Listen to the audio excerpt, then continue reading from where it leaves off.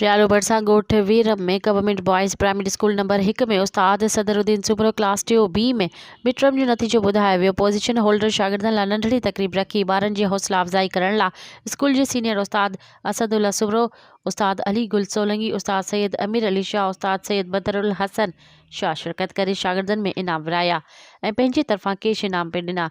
Senior उस्तादनि ॿारनि जी हौसला अफ़ज़ाई कई, उस्तादनि ऐं शागिर्दनि जी महिनत खे साराहियो। क्लास टीचर उस्ताद सदरुद्दीन सुबरो आयल उस्तादनि जो शुक्रिया अदा कयो।